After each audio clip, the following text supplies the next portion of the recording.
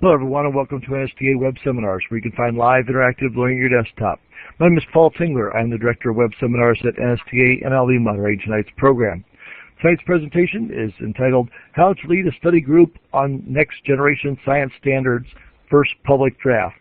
Our presenters are Gerry Wheeler, Pratt, and Ted Willard. Welcome, Gerry. Thank you. Thank you, Paul. And thank you, Harold and Ted, for taking part in this.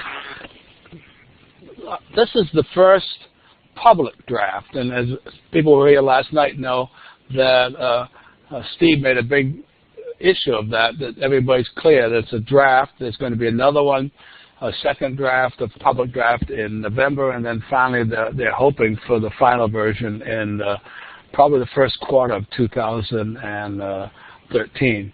It's unprecedented to have so many widespread involvement with so many states and stakeholders.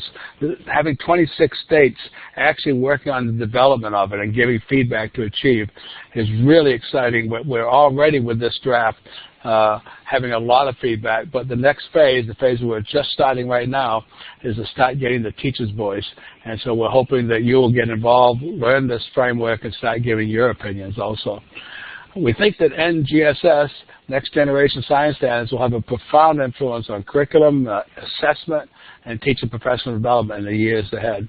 And again, at the risk of redundancy, we really encourage all teachers to review this draft and provide feedback to Achieve by June 1st. It's a short timeline, so it's important that you get involved and send that information back. You can also get involved and send information to NSTA, but your direct line is get back to Achieve. The role of NSTA with the NGSS up until this date has been as one of 4 partners in a state-led process. So we've had the National Research Council that developed a framework, Achieve that picked up the ball from there, and then NSTA and AAAS, the American Association for the Advancement of Science, has been partners through those 2 phases of that project. We provided guidance and reviews directly to the National Research Council and to Achieve. We provided names of teachers for writers and for the writing team. But now what we're going to be doing is we're going to be switching our role a little bit. Let me get that next slide up. Right now then, our role switches to outreach and it really jumps into high gear. We want to be very careful to make sure that we inform the science education community about this draft, that we encourage all of you, all science educators, to have a voice by engaging in the review process. And finally, and equally important, in fact, perhaps even more important, we want to help educators study and learn more about the document. We believe that new role is crucial for the level of, for the success that we hope we're going to get from NGSS. Paul, I want to switch back to you and let you deal with this next poll before we go on to Harold. Thank you, Gerry. And once again, we'd like to know what your familiarity is with the Next Generation Science Standard. And if you were in yesterday's program, we asked this question, but this kind of helps us to helps the presenters to know exactly what level of detail that they will need to share. So once again, this is a very important question to help inform right on the fly. So again, if you use your poll voting buttons, and if you just joined us, if you take a look under the word participants, you will see your name. Underneath there are 4 buttons, the last of which is the letter A, and if you click on that, that will give you the poll voting button. And so if you haven't already done so, please go ahead and do that, and we will display those momentarily.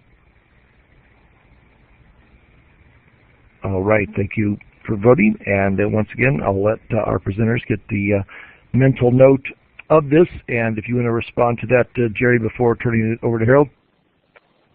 Well, it's exciting that, in fact, the C was shows that most of you, a large majority, 56%, have attended one or more presentations about it and or have read about it in detail. So that's going to inform us tonight, because tonight we're switching gears and we're talking now about what you can do in your local school and your local community. So I will then switch it over to Harold Pratt. Thank you, Gerry, and thank you, Paul, for setting up this webinar. It looks like we have a fairly well informed and engaged group tonight. So I'm looking forward to the questions and interacting with all of you. NSTA has provided this session and the documentation and resources that we will share with you as we proceed, and one of them Paul has already presented to you earlier and allowed you to download, as a way to help you meet one of several purposes or outcomes that you may have in mind. The first one on the list, of course, is better understand the structure of the standards. Many of you attended the webinar last night and understand how unique and in some respects new and in some respects even complicated these standards are as far as their structure is concerned. So Ted is going to lead us through a number of slides that will help us significantly with this in just a few minutes. We also see this as this webinar as a way to help you organize and conduct a group study with your colleagues.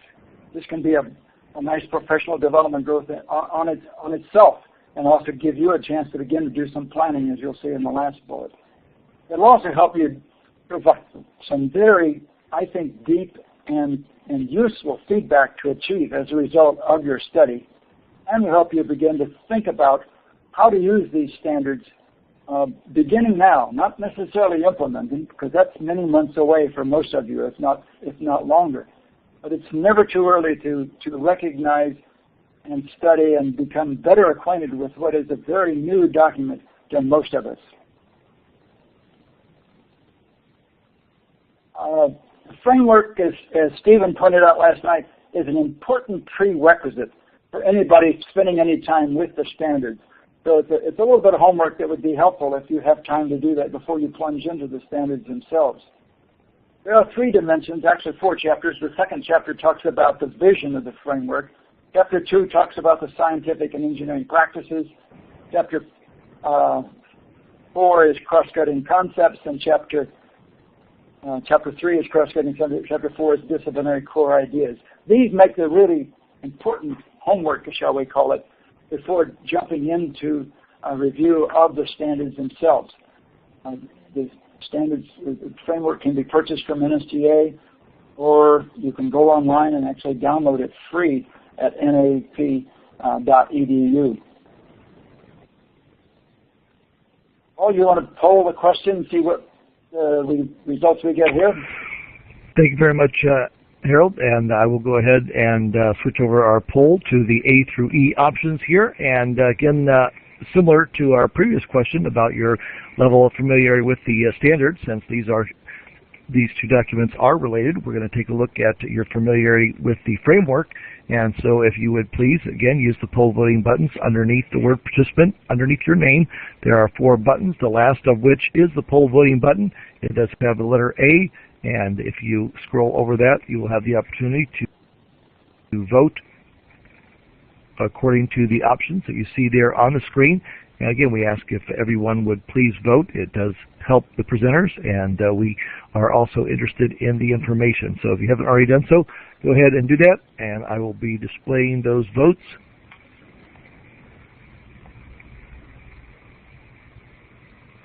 And give it back to you, Harold. It's a well-informed group. As I said again, this is great. I'm looking forward to working with this group. So I'll minimize the time I spend on this, because this is just a kind of a return to the previous slide that showed the 3 dimensions in the framework. Just one word of caution that you're probably already aware of, even though these look very familiar to what you may have seen and studied and spent some time with, even using in the national education standards or your state standards or the benchmarks for science literacy. There's some very significant differences here, so please don't jump to the conclusion that this is a little bit of a rehashing of what you've been to before. One of the things that is significantly new, and you're going to get a better dose of this as Ted gets into the actual structure of the standards, is the fact that those 3 dimensions, practices, core ideas, cross-cutting concepts, are integrated into each and every performance expectation that you'll see in the standards. And there will be a series of performance expectations that make up any one standard, and each of those performance expectations, or sometimes we call them PEs for short, are a practice, a cross-cutting concept, and a core idea. This makes for a standard that we have not seen before. So Ted, I'm going to turn it to you and let you take us from framework to standards and help us better understand the structure of what we'll be studying. Great, thank you, Harold. So, as Stephen's mentioned, as has been mentioned many times in this process, there's sort of a three-step phase here. We have the framework itself, and that framework is the guiding document over the standards themselves. And it's then through those standards that assessments, curriculum, instruction, teacher development, all the pieces in terms of implementation will ultimately come from. So the document came out last 2011. Achieve is working over a sort of a 1.5 to 2 year process, and then we'll begin, or we are beginning really, to start thinking about all the implementation aspects here. Just so people are aware, Achieve itself has been around for about 15 to 20 years, and is a nonprofit, nonpartisan education reform organization. If you've heard about Achieve at all, it's because it is involved in the Common Core state standards, and also one of the main consortiums for assessment, the PART consortium, in terms of the Common Core. Achieve is one of the leads on that work.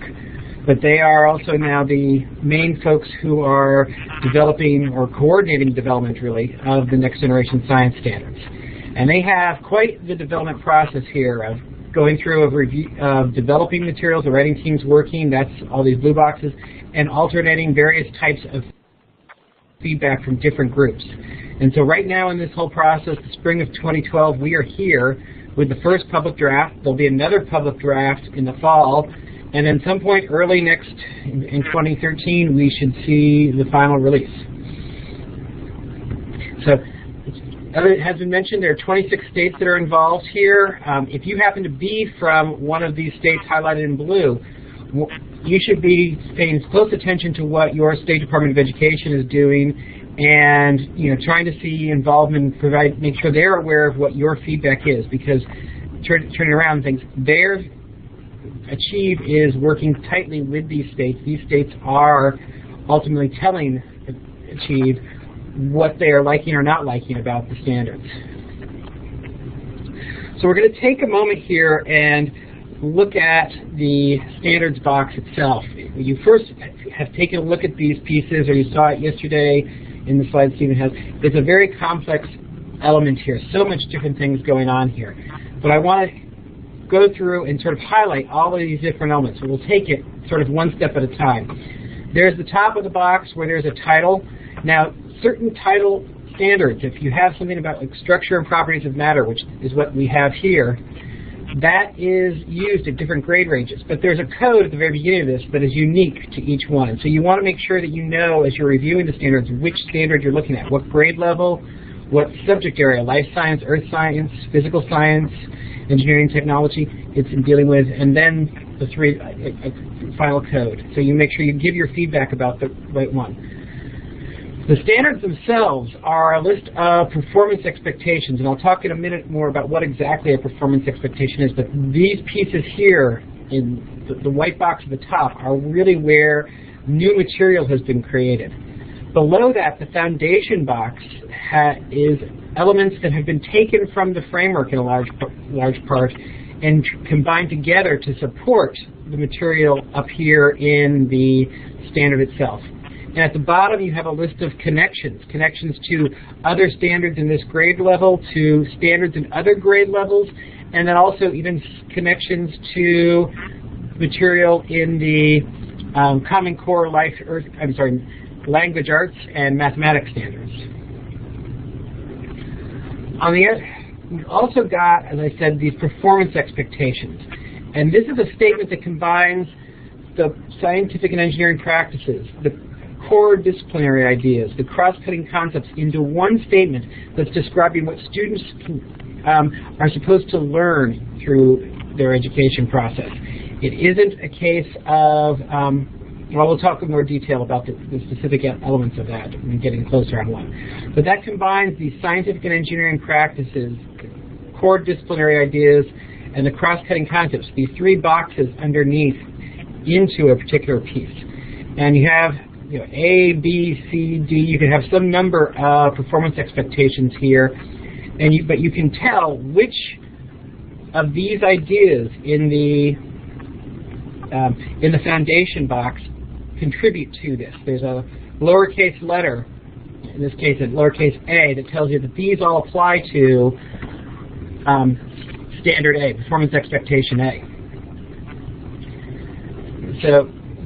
So again, all together, and this diagram is available and the list of pieces attached to the web for this webinar can help you really sort of break down the different elements. But let's look a second here at one particular performance expectation and the supporting material about it to make some sense of how these all combine together. So we have developing using models, the structure and properties of matter, and patterns. And what we're looking at here is, in the performance expectation, construct and use models, that's our practice, to explain that atoms combine to form new substances of varying complexity. There is our core disciplinary idea. In terms of the number of atoms and repeating subunits, that idea about repeating subunits is a case of patterns being in here. This close-up also gives me a chance to sort of highlight two different elements that are linked up with the performance expectations. This clarification statement in red, examples of atoms combining can include hydrogen and oxygen combining to form hydrogen peroxide or water. That gives us a sense of what level of detail are we looking for. And then this idea of an assessment boundary. It's restricted to macroscopic interactions. We're not getting into, at this level, for this standard, for this performance expectation, trying to think about atoms and molecules in detail. That it is just an issue of how do these pieces all, how do these pieces, these different materials, these different substances relate at a macroscopic scale. And so this is how these performance expectations come to being and use the different elements from the framework in the foundation box.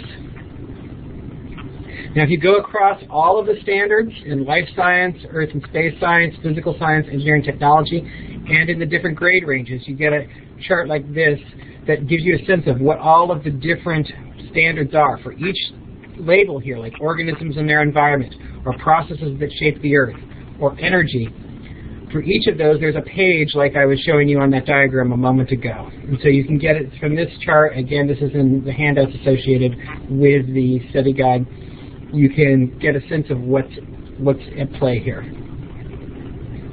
And so I'm going to turn over to Paul, but we're very interested to know, as you think about these three different elements, these three different dimensions, scientific and engineering practices, the disciplinary core ideas, and the cross-cutting concepts, what do you all find your students struggle with most in trying to really gain an understanding?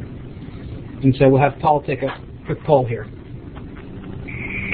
Thank you, Ted. Go ahead and turn off your mic just so we don't get any feedback. And as a reminder, the poll voting buttons, I see most of you are off and running with that. You've got the idea there, but if you did just join us, underneath the word participants, you will find your name, and underneath there are 4 buttons, the last of which is the poll voting button. And if you scroll over that, it will allow you to see the letters A through E there. And when you click on your vote, it will be cast, and you will see the little black dot go next to the letter that you have chosen, and then you will be recorded in the vote. I see a number of people still have not voted, so if you haven't already done so, please go ahead and do that. And if you think there's more than one answer, you have to pick. I know sometimes it's tough to do that, but go ahead and just make a choice, and I will be displaying those votes and giving it back to you, Ted. Great, thank you. As we can see here, folks here, core disciplinary ideas are something that folks don't seem to have too much problem with. We do have practices and cross-cutting concepts vying with some folks who find that all three are equally difficult for students, and I can relate to that. The real challenge here is ultimately is not going to just be what are these standards, what are these expectations, but how do we help students in achieving them? And that will be a real push for this point. But I think we've asked you a question now. Let's see if the group here has any questions.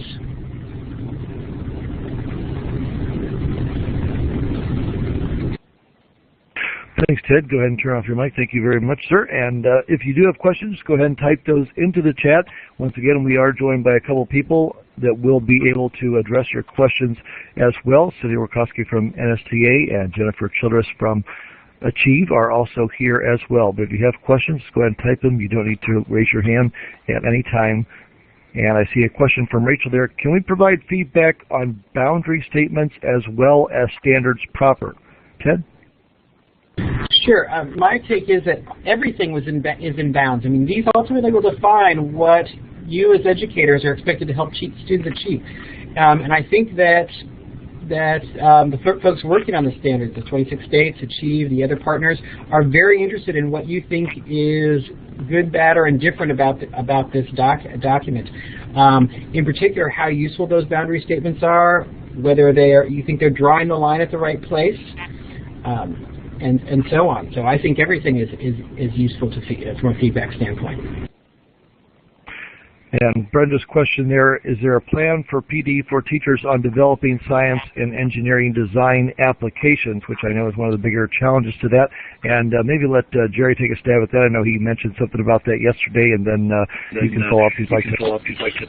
Well, the general plan is that NSTA is going to get very involved at this stage, and so this is very much part of the questions we're asking ourselves and how we can help people. So the short answer is yes. Ted has a very interesting project called Compass that's going to be addressing some of these issues too. So again, the short answer is yes. There are plans afoot, and as this draft goes to the next draft and then finally to the final version, we will be ready to then help teachers. Thank you, Gerry. And Ted, if you want to go ahead and say a moment about Compass or other related information? Well, I'll just quickly mention that Compass is a project that's being funded by the Carnegie Corporation of New York, which also has been the driver behind the development of the framework and the development of the standards. And we see it as the next step in where NSTA really plays the role of this process of really thinking about how do we support teachers in the implementation of all of this process. Because it's going to be a major effort. I mean, I might ask Harold to throw some thoughts in here. I mean, this is not going to be something that any one group can do alone. This is going to be, or any one teacher can do alone. It's going to involve a systemic process of the entire education system and getting behind these standards and figuring out how to implement them. Do you add to that, Harold?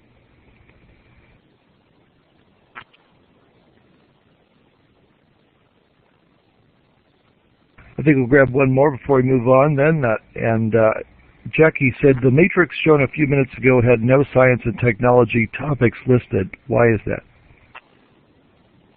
It actually did have science and technology topics listed in grades in middle school and high school because there are separate standards that stand alone in that area. At the elementary grades, there aren't separate standards, a whole page of a document that sits there for technology, engineering, and the application of sciences. But those standards from those ideas, those core disciplinary ideas from the framework are interwoven into the life science, earth and space science, and physical science standards. So if you go into that document, you ultimately will see in the list of the core ideas, the orange box that's in the middle, some cases where there are technology and engineering concepts.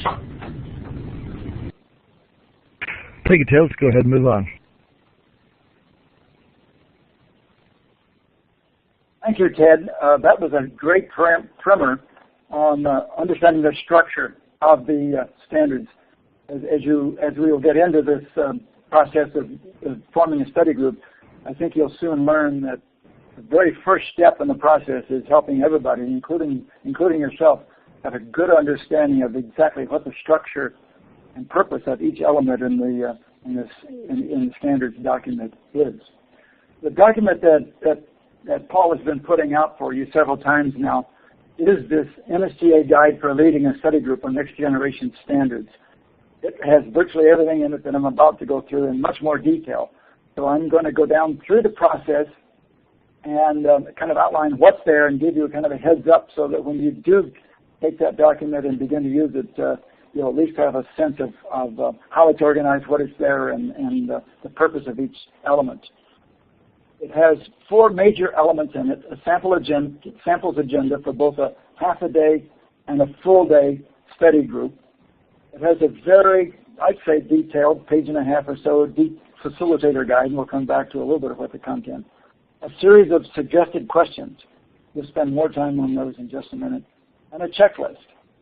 And I'm going to use the checklist now as kind of a program, if you will, a guide to take us through a study of what is in this document, leading a study group. I'm going to use the highlight, the first one, so we'll look at this one. The scope of this document, if you haven't already discovered this, is very extensive. And so determining exactly how much of it can and will be reviewed by which part of your group, which topics need to be reviewed, and what kind of the makeup of the review group, your team, is very significant. So we're going to spend a little time on this because it may or may not be terribly obvious as to how to organize a group or who should be made up, what the constituents are in this group. This is what Ted showed you just a few minutes ago. It's a nice guide to have, and it is contained in this document, how to conduct a study group that Paul has laid out for you several times here. So this is a good place to kind of get acquainted with your assignments. This is a little simpler version of it that I'm going to use to help us realize what our recommendations are about conducting a study group. There are lots of ways to do this, and please understand these are recommendations just based on our experience. You're certainly free to take on a variety of ways of thinking about the review process. But starting with this matrix of grade levels and topics and numbers of standards, you might first think, well, it would be advisable, and it would be, it's a nice idea, to think of any one strand and look at the progression of learning that occurs from primary grades up through high school and assign a team to do that. And if you had enough members of the team and you could break them up into several levels, that would be possible. But notice that there are 17 standards here to review. And remember, each standard is made up of a series. I'm going to make a number up of 5 to maybe 8 or 9 performance expectations. So that's a heavy piece for one small team to review. Another way to think about it that you might be interested in is have a team look across any one grade span. But again, the number of standards there is fairly extensive. So we're going to operate as the unit of study or the unit of examination here, unit of review, if I can call it that, will be one of these cells. And I will show you how this works out as far as the number of people that you need, or at least we recommend, based on our experience, to constitute your study team. Think about who you're going to invite, what they're going to enlist, and it can be of any size. We'll let you know it can be small, can be large, but here's a starting point. This is a little different than the single cell that I highlighted a minute ago. This team would be 16 people. You'd have a team, a sub-team of 2 or 3 people for K2, obviously another sub-team for 3-5, and then teams for each of the core disciplinary ideas at the middle and high school level. Notice the question marks over under engineering and technology. Certainly could provide a team for that, but in the system that we've laid out, and you'll see this in just a minute, we allow everybody, or encourage all groups at 6-8 and 9-12 middle and high school to come back and look at engineering because it is new to virtually all of us. So it's worthwhile for the entire team at those 2 levels to take on a review and study of engineering. And while they're doing that, the elementary teams can continue to look at their portion of the standards itself. Background for the participants. First, the framework, again, is an excellent piece of homework to do. There are a number of resources that NSTA has provided for you. Here's a start of these. The 2 on the right help you better understand and take on the framework. Most of you are probably familiar If the Reader's Guide to the Framework that was published a couple months ago, there's now an expanded version of that that contains, I think, 4 journal articles that appeared in all 4 of the journals in the last several months. So they've been combined with the original Reader's Guide to perform what's called an expanded version of the Reader's Guide. We'll come back and talk more about the standards themselves in just a minute. To facilitate the meeting, resources again, handouts. All of these are in that document that Paul has, as he says, pushed in front of you and allowed you to download several times, and I think it's going to come up again. The standards are there in a PDF form. We're going to recommend that you use these online, and I'll come back to that in a minute. The study group questions are contained in that document called How to Lead, it's a guide, to lead a study group. It also contains the matrix in the lower left-hand corner, and it contains that last slide that Ted shared for you, and what's inside the box in a nutshell. So these are resources that are all contained in the document that you can download or maybe already have downloaded. Oh yes, refreshments. Particularly if you're going to have a full day session, you need to think about probably lunch, or at least time for lunch. And as I said, we highly recommend that you find a facility that has Wi-Fi and computer connection. The standards are available online with the survey questions interspersed first within the standards themselves. And so it's much easier to toggle back and forth between the standards and the survey questions to provide the feedback to achieve. Virtually impossible to do that, although it could be done, but later if you do not have the ability of Wi-Fi. So we highly recommend you provide Wi-Fi or be in a facility where that is available. A document, again, is a part of the guide, the Reading and Study Guide group that you have, are the questions themselves. I'm simply going to look at the questions by a group of sections and talk briefly about facilitation.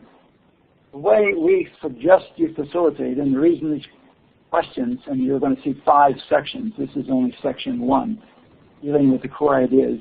And more specifically, it's really dealing with the core ideas in life, earth, and physical. We're going to come back to engineering design in just a minute. Is to allow time, and you'll see some time allocations here in a future slide, also in the document itself. For the groups, the subgroups, the 2 or 3 members of a team that are looking at one set of standards.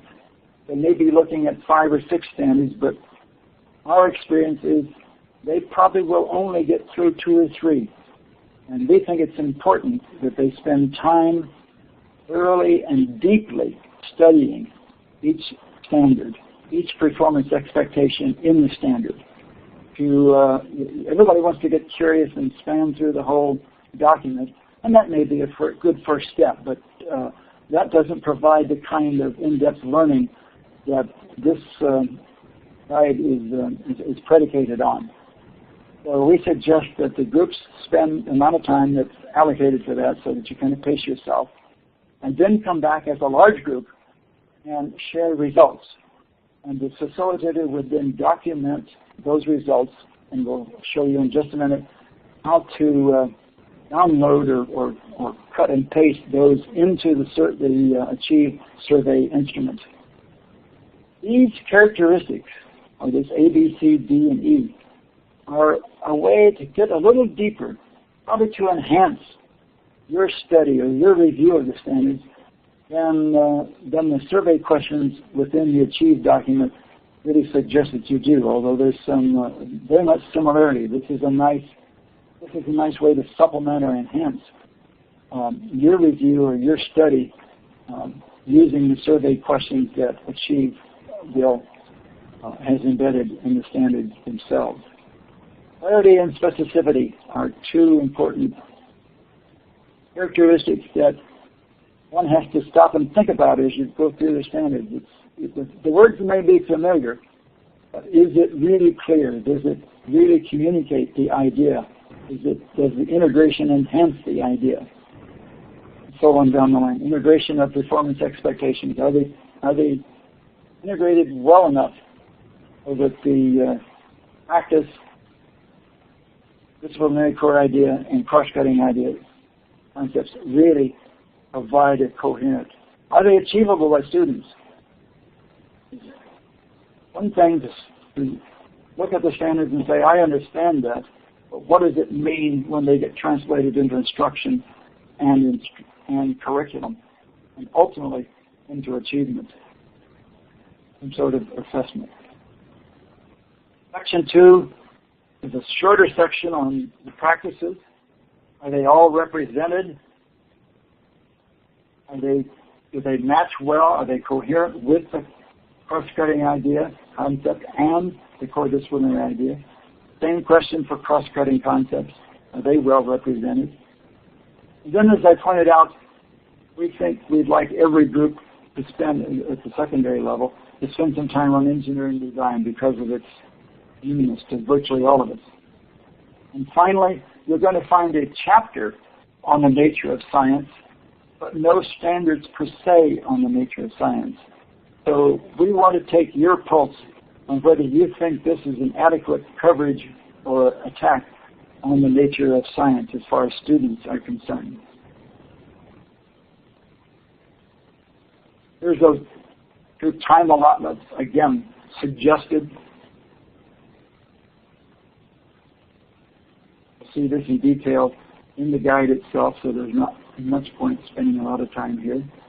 And just a final reminder that I've said a couple times, but there's always a temptation, just as we are tempted in teaching, to get to that next chapter or get to that next idea and not spend enough time understanding what any one of the standards or any one of the performance expectation means.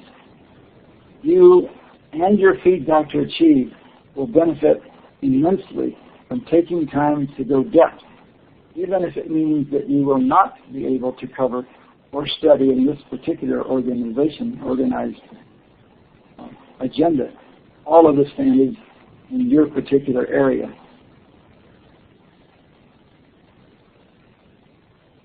And finally, the feedback. As I said, after each section, the facilitator should document in some way the feedback to kind of reach an idea of what the group thought. It doesn't have to be perfect consensus, but it should capture the essence of what each of the groups recorded. As we said earlier, the standards themselves have a survey embedded in the standards. So each grade level has its own standard section and its own survey questions. There's some Likert scales as to about their clarity, sometimes the coherence. And then there are a couple of places for that feedback that you've just collected in your study groups, which can be then cut and pasted into this section or this section, depending on, when you get to the survey, you'll be able to read more clearly what those two questions are. There's plenty of space in here, at least I found plenty of space for a fairly extensive amount of feedback to be pasted into this document. As Steve said last night, and I suppose it doesn't hurt to remind you again, don't finish the survey and submit until you're ready to do that. Because once you do submit the feedback, then you are locked out of the survey, your email address. Once you can leave the survey, close it, and then come back to it and pick up right where you are. So there's no reason to try to get to the end of it in one setting. Not a document that you can come back to repeatedly, that is, until June 1. All right. Ed and I are both available for questions at this point. Paul? Thank you very much, Harold. So if you do have questions, please go ahead and place those into the chat at this time, and we will pass those along to the various presenters there and give them a chance to weigh in. And so again, you don't have to raise your hand. Just go ahead and type in the question. And a thank you to Cindy for grabbing questions on the chat, as well as Ted. And again, the other presenters, when they're not speaking, can respond to the information on there. Thank you, Patricia. See a question there from Lynn. Can we go back and make changes to our comments prior to submitting? Can we save along the way and then edit before we submit? And the way I played around, Harold, yeah, I went in and asked myself just that question, and I believe the answer is yes. You can edit, delete, repeat, as long as you don't submit. Yeah, and this is Ted. It's my understanding that when you go to the survey, when you visit, you have to log in each time you visit to it because it's saved. It has automatically saved your comments, but I don't think they are submitted to Achieve until you hit that submit button. So you do want to make sure you do that by the end of the process to make sure that they do get your pieces. But don't hit it until you are feeling finished on the document. Thank you, gentlemen. And somebody had asked when team members have questions that can't be answered by other members of the team, who is available to answer questions? Well, at the danger of upsetting one of my colleagues here, I will mention at this point that we have set up an email address, ngss@nsta.org. That is a place that you can ask us some questions and we can try to help you out.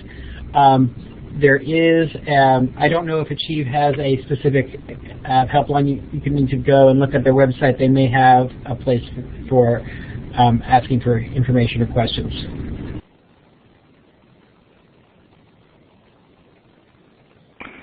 Thanks, sir. And I think we'll take one more before we move on.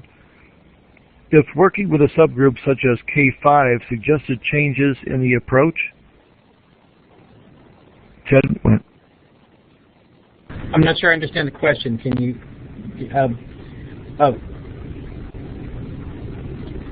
I'm reading it here. If working with a subgroup such as K5 suggests a change, I see, understand it, in terms of how you do the survey. I mean, I think the overall pieces here, there are different pieces, the elements still work out fine. You can just focus on the sections that you are working on, and but very honestly, I think most people who do this won't do a full K-12 study group. They will probably work on some segment, whether it's middle school physical science or it's K through 5 or some other elements to work with here.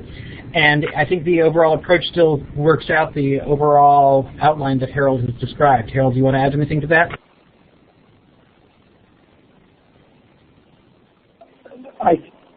What I would add is that the organization, and we didn't touch on this very significantly, but you could see it in the matrix in the way we had the team set up.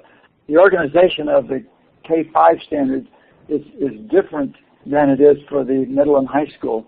So you'll see that almost by topics that follow one of the core disciplinary threads or themes.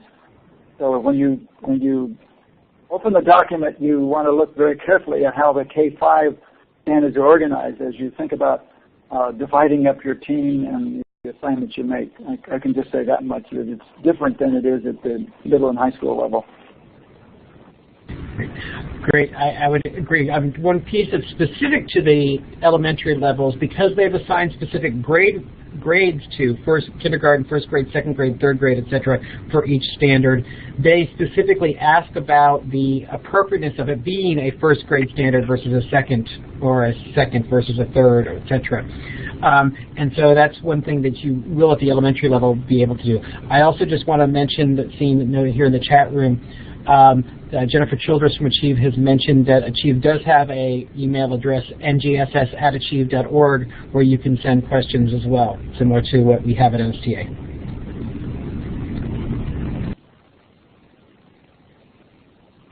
Thank you very much, and we'll take actually one more. I saw a couple questions in there about people asking, will teacher preparation programs have the opportunity to review and complete the survey, and if so, how?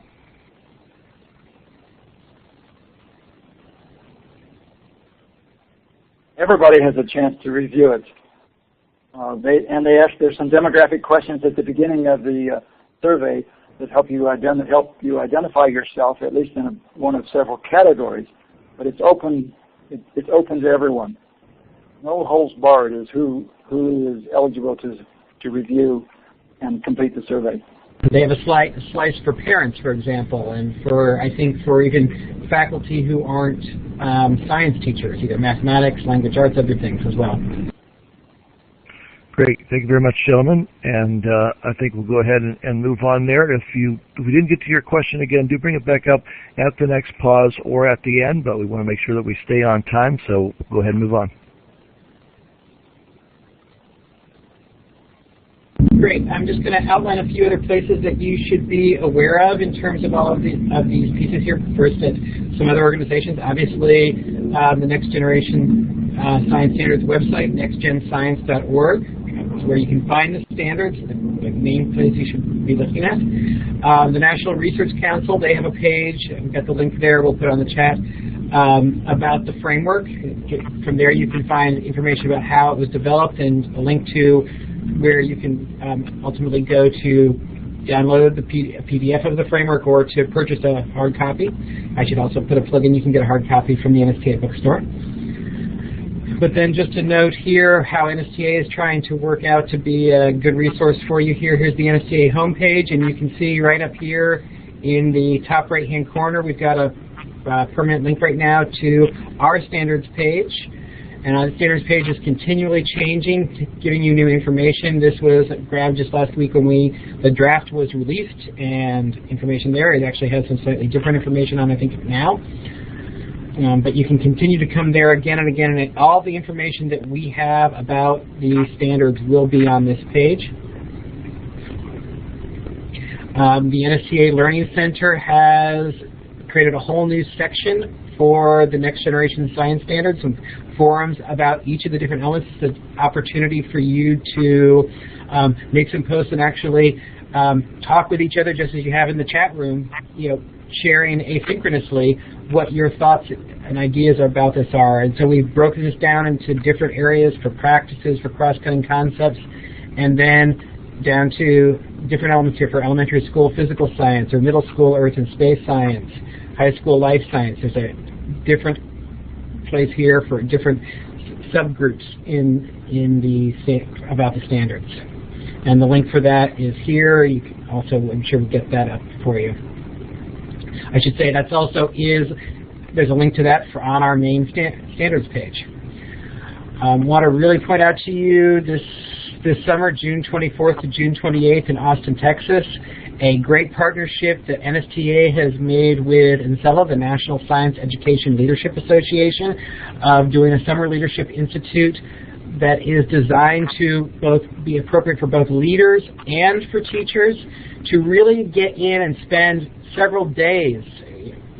I think starts on a Sunday night, goes through till Thursday morning, working through and thinking about these standards. I think if this is probably the best opportunity you have in the next 12 months to really start to get into thinking about the issues of the next generation science standards.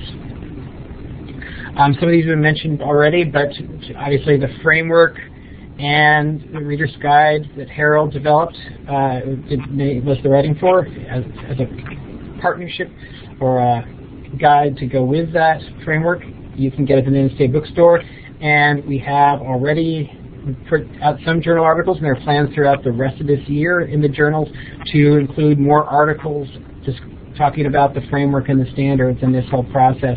And this is a once-a-generation opportunity we have here with the NGSS in terms of what's going on in science education. It's not since the mid-90s that we've had something similar to this.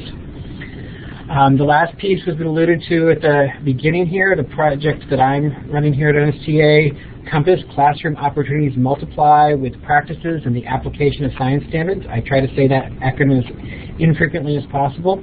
But what that is really the idea of the implementation of the NGSS. It's going to allow us to have educators access teaching and learning resources seamlessly from the standard pages on nextgenscience.org and it's funded by the Carnegie Corporation, which did both the framework and the NGSS. And the elements of Compass really that I described, our own sort of three strands here, are resources that support teaching and learning, a forum to network and collaborate with other educators, and tools for curriculum planning and professional development.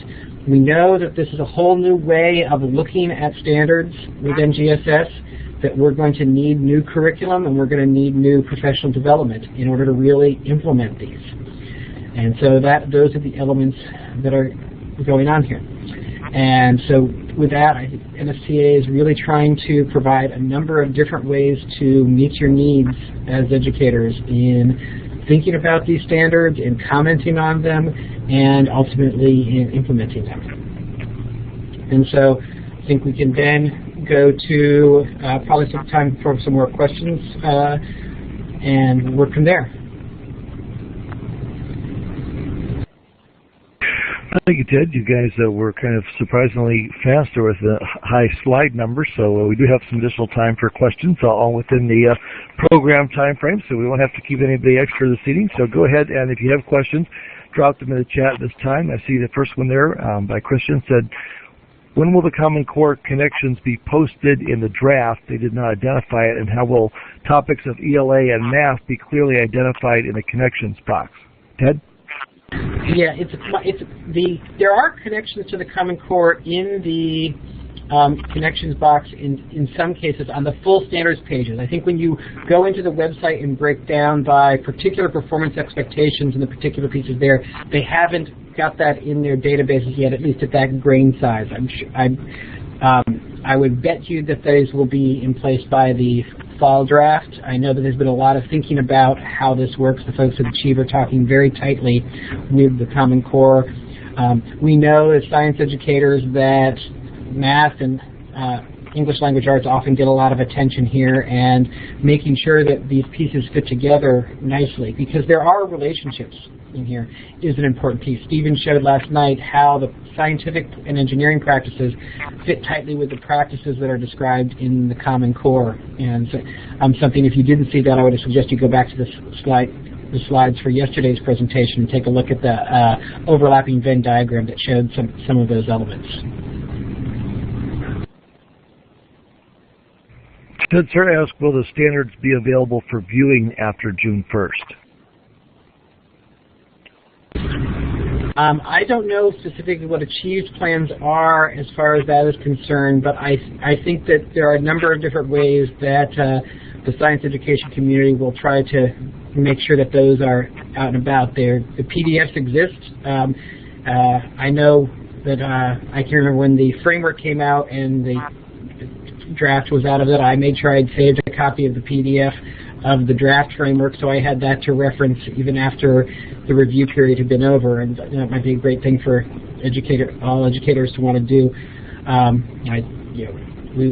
think at any point, if people are looking for, we at NSTA will try to make sure that you're able to find a copy. Thank you. I'll direct this one to you, Harold. Somebody said that they don't think there's enough time, with the end of the school year and so forth, to get a study group together. Is it a good idea to gather people over the summer and get ready for round 2?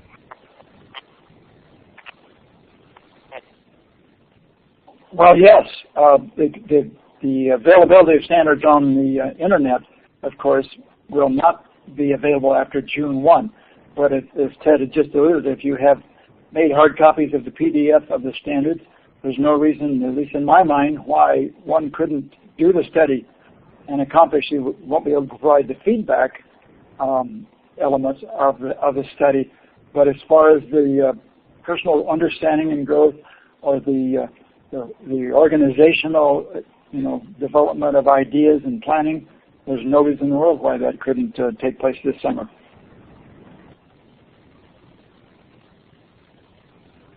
Thank you, sir. And I saw one person asked a question directed to you, Ted, about whether or not Compass will help find funding resources for different types of materials and lessons that go along with teaching according to the new standards. The Compass project itself isn't necessarily meant to, make curriculum materials for classroom instruction, although I would expect there'll be a lot of efforts in that direction. Our goal is primarily then to identify what are the really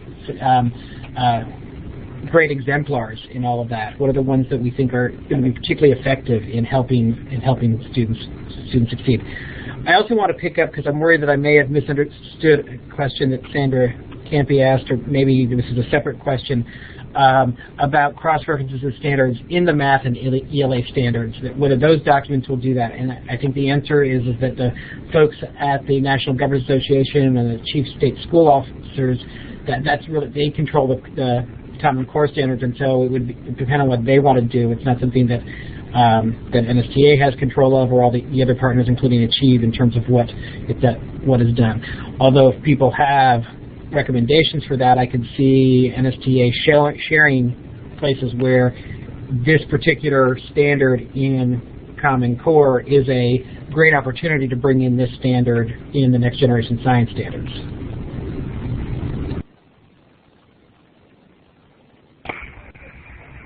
Oh, there's a question about implementation that I think is worth putting out for the group. It says, if the final draft is out at the beginning of 2013, when might we see implementation in states? I think some people have some misunderstandings about this, even among the 26 states that are key partners in the development process. Even those states have only made a commitment to seriously consider the adoption of these standards, and as we all know, adoption in virtually every state requires some sort of action by the legislature, so that means there's still more time involved even after the standards appear.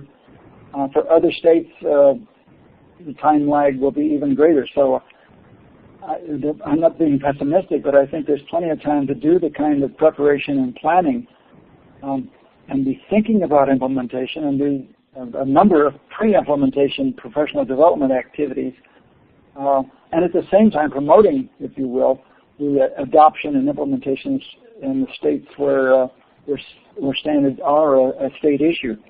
So there's in most cases plenty of time, but there's also plenty of work to be done. This is Gerry. I just saw a question that's kind of interesting from Angela. It says, so many new terms. I'm having a hard time keeping up. STEM, Compass, CCSS, NGSS. What's it all related to? Where's the link?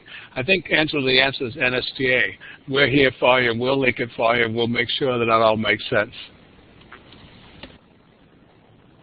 Great, Gerry. I wanted to hit one question here that came up about, that sort of ties into something that Harold was talking about also, just as sort of what's the purpose of the meeting in Austin, Texas, if the document is just in the development process. If you buy into the vision that is in the framework of science not just being isolated concepts, and it's not just isolated, the methods of science or inquiry all by itself. If you buy into this idea of that you want to combine cross-cutting concepts and practices and the core disciplinary ideas together, you can start doing that. You can start trying to work towards that in your own classroom today, and that will just put you in a better stead to really being prepared for these standards if and when they, or I should say when they ultimately come into being here. And it's a good approach, and although I think it is a good approach, it is not something that people are going to master quickly. It is going to take teachers years to develop their practice. It's going to take us as a whole system years to really develop a practice and make this both systematic and systemic within education. Thank you, Ted. I saw a question earlier from Rachel. Says, what do you think would be a good guideline in a one-hour discussion in terms of how many standards you would be able to address in that time? If I understand it, in 1 hour? Yes, that's correct. I think you'd be very lucky. I think it would be very difficult at any level to do a thorough study, review, and develop an understanding of a single standard in an hour. I would generally concur that I would say to take one of those charts and really think about it, talk about it, especially if you're not familiar with the structure, it's going to take definitely an hour. It all depends upon how deep you get into it, how much you really think about what's going on there. And then, very honestly, there's an aspect of that it's hard to look at one of these just totally in isolation. You're going to, in some cases, want to, if you're working on the middle school, structure and properties of matter standard, look at, well, what are kids coming into it with from earlier grades, or how is this meant to set up students in later grades, or what is related here? I'm not saying you have to go and do all of those pieces, but you could easily fill an hour with looking at just one. Thank you, Sarah. I saw a question from Lori. Says, just because the state's adopted doesn't mean that school districts will train their teachers. What's NSTA going to do to sell this to administrators who decide what kind of training their teachers will receive? Gerry, do you want to take that one? Well, that's a good question, and it's a challenge. I mean, we have started a couple email blasts directly to principals in the hopes of getting the principal up to speed about what the challenges are with the new standards. We'll be working hard on that. There's no easy answer, no silver bullet, but we're certainly aware of the fact that that's one of the, I wouldn't call it a barrier, but it's certainly one of the challenges or hills to climb.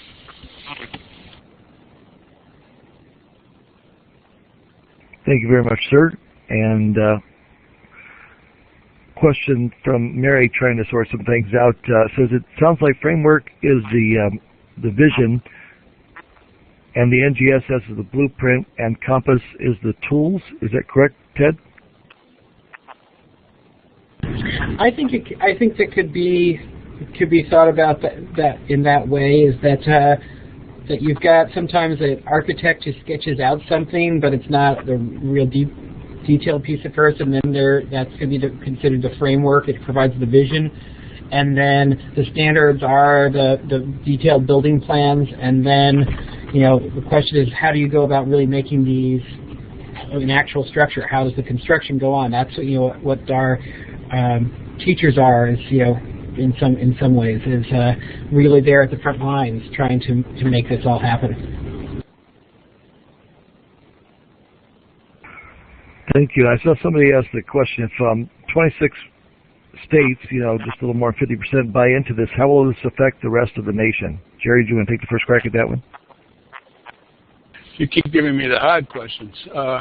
Well, I think that it's a state, as all of you know, all these decisions are state by state, and if Achieve gets a real good buy-in with the 26, then that's going to gain some momentum. It'll be the kind of thing that with NSTA, give NSTA a leg up in terms of dealing with the press. But ultimately, this decision happens at the state level, and so it's within the state, and it's within the teachers and educators and policymakers within the state to kind of fuel that conversation and hopefully create that positive vote. NSTA stands ready to help and provide the information, but it's naive for me to say that it's outside the state boundary. It really is within the state, and so what we need to do, what NSTA needs to do, is help you and your colleagues get the state to make that kind of decision. Thank you, sir. And you're at the top. That's why you get the tough questions. But Ted, I'll direct Louise's question to you, and then maybe Cindy and Jennifer can chime in on the chat as well. They say, I assume that Achieve will put different weight amounts to comments depending on the knowledge level of those providing comments, parents versus teachers versus administrators versus college professors. I know Stephen talked a little bit about that yesterday, but did you want to mention something about that? I'm not sure if it actually specifically matters, who the person is. I could be wrong in some sense. I think it's always a case of the persuasiveness of the argument. I mean, there may be some things where if someone points out that they think that there is a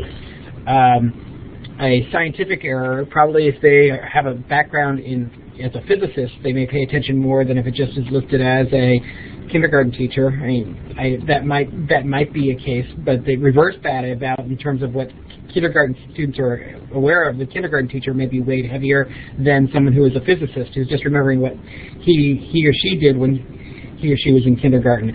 I think it comes down to not just a case of explaining what you think should happen, but maybe in some cases also why you think the change should be made, is probably a really great thing to do in your work here. Thanks, sir. I see a good question here from my friend Roy here in New York.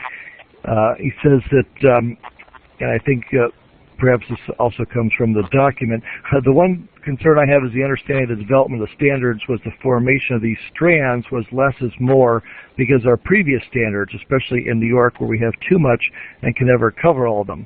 And I do need to read everything more closely, but I do see much more, and as it appears now, I believe that it may be more complicated. Is anyone going to explain this in a simplistic way at some point? I'm not sure if we've failed at doing that so far this evening or not. The pieces. I think the question of whether there's too much or too little is a very reasonable one for teachers to think about and to respond to achieve about in terms of this. Is this stuff that can be, if you happen to be a ninth grade biology teacher, is what's listed in the high school standards for life sciences something that you seems achievable in your class throughout the year. Keep in mind that the focus is to do this and really make sure your students understand these things before you would go on and do other things. But I think that this is ultimately an empirical question: does it fit? I have my opinions. Sometimes they're more about this. In some cases, they're probably more valid than others, based on where my expertise and background is. Thanks, Ted. I want you to go ahead and take people to the NGSS website. I know that there are a couple more questions floating around there, but I think if you take a look at some of the resources here that Ted will show, then that might help answer some of those questions. And then once he does that, we will move to the close, but we will hang around a few more minutes for the Q&A after the evaluation. So I'll turn it over to you, Ted. Great. Well, so this is nextgenscience.org. You basically can get the pieces. You've seen a little slide of this up here, or you can click review. Oops, I need to get my... Paul, I seem to not have a pointer right now. That's right, I don't have a pointer. I have to remember that now. But you can see that up here, Next Gen Science Standards, click on that, takes you to the page where the standards themselves lay. We've got here working on this box on the left-hand side, how to read the standards, front matter for it, the NGSS survey. You can click actually to go to the standard itself, the web link, or you can also, I found this very helpful, a PDF of the survey to walk through and get you a sense of the structure of the survey, what's going on for each pieces. Although it's a very long document, 175 pages. Certainly it's not intended that you print that out and send it to a cheat. I can guarantee you that would scare the heck out of the folks over there to get printouts and things like that from folks. There are several other documents, conceptual shifts in the NGSS, engineering, technology, and applications, the nature of science, some little short white papers, 1 or 2 pages for each of these pieces, similar things about college and career readiness, about diversity and equity, a little piece about sharing some information about public attitudes towards science standards and results from a poll. A video that's meant to sort of do what I did with you, going through this is a different one about why the standards are important. And then practice and cross-cutting progressions matrix, I'll just jump to that this shows you science and engineering practices, takes the practices and gives you a sense of how they should build over every grade level. And so it's similar things with the cross-cutting ideas and connections to engineering technology and the applications of science. And then you can go into 2 different ways to look at these materials. You can search by topic, and you can go through and see links to all of these pieces where you can then choose, 3rd grade weather, climate, and impacts. I think you should be able to see here, this gets into some aspects of color coding, but I can choose, it's right now in black and white, but I can choose to make the practices in blue up here, or the disciplinary core ideas in orange, or I can instead show the practices and the cross-cutting concepts. Now the green text represents that, and there are some mouse overs that provide you pop-ups that give you a sense of what specific practices are tied to this performance expectation. And for each of these, if you want to, you can go and grab a PDF specifically of that page. You can also, if I go way back to, oops, went too far, go to the top of this page, you can download a PDF of the entirety of the standards, all of the, I think it's 63 different ones of these boxes. And you can do searches for different permutations. As was also described, you can search for individual performance expectations and choose a particular grade band, other materials here, and that takes you to some smaller boxes here that gives you just one particular performance expectation, and then the particular pieces, pieces from the foundation box that support that particular standard. And so hopefully that's a little bit of a helpful background to go into about how these work. I'll just jump and show you one other quick piece here, since we do have another minute here. The survey itself, as I mentioned the PDF. Just going to take it a second to fully load. But to give you a sense of what we've got, let me shrink this down just a little bit. Here's a place that would indicate in your survey, are you an individual or are you representing a group, what state you're from, some other guiding information about what level you are.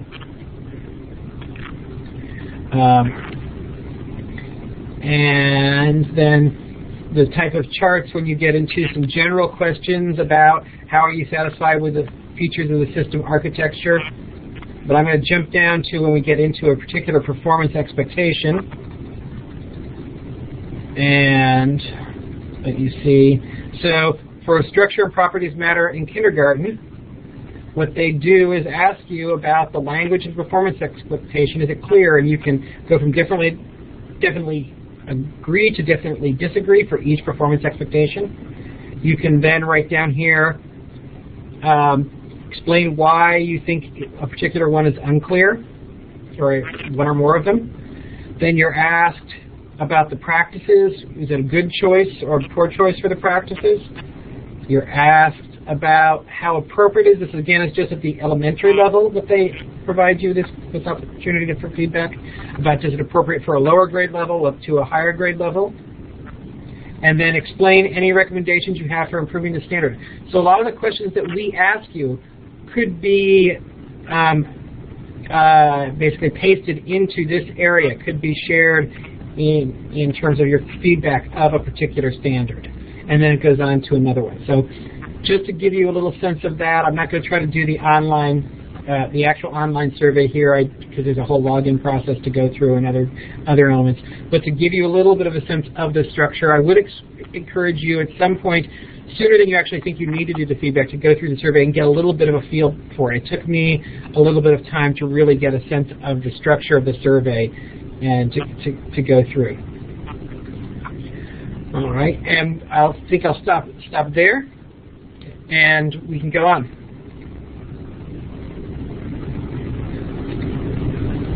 Thanks, Ted. Don't forget about the mic. Thank you very much, sir. And thank you to all of our presenters this evening. Please join me in giving them a round of applause by clicking on the smiley face underneath your name and then scrolling down to the applause, the clapping hands there, as they did a fantastic job. We would also like to thank the GE Foundation for sponsoring tonight's program. I'd like to remind you to join us in the Learning Center, particularly so you can contribute on the forum so that you can become part of the larger science education community as you talk about this in your individual and small groups as well. And as Ted pointed out, the newly created forums that talk about the NGS pieces parts, and we encourage you to join us there. We'd like to thank the administration of the National Science Teachers Association for their support for our web seminars. I'd like to bring your attention to our upcoming programs.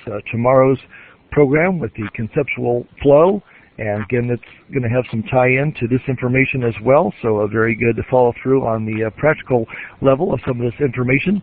And then on May 22nd, Design and Effect of Science Instruction, On May 23rd, part of our NASA Explorer School series, Ultraviolet Radiation and Yeast Radiation Biology. If you are joining this program on an archive, we hope to see you soon on a live web seminar.